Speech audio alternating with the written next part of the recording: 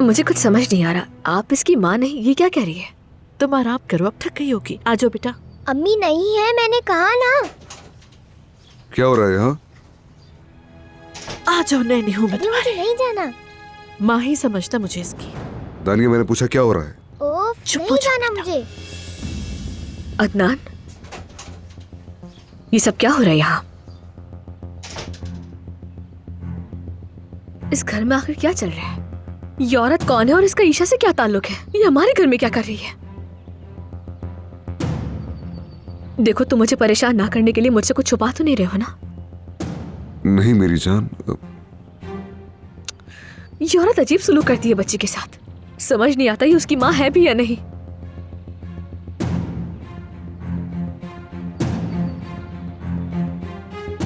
अब्बास की कारस्तानी तो नहीं है? कहीं शाह अब्बास साहब की बेटी तो नहीं?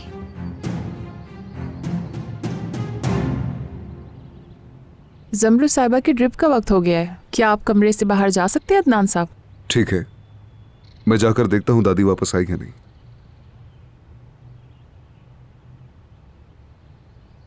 चले आ जाए।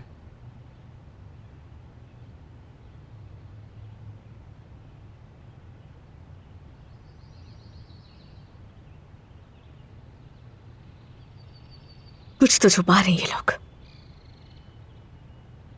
देखिए, आपका कंफ्यूज होना बिल्कुल नॉर्मल है और शायद ये मेडिसिन की वजह से भी है। चलें, आप प्लीज़ थोड़ा आराम कर लें, वरना ब्लड प्रेशर दोबारा बढ़ जाएगा आपका। चलें, आ जाएं आप।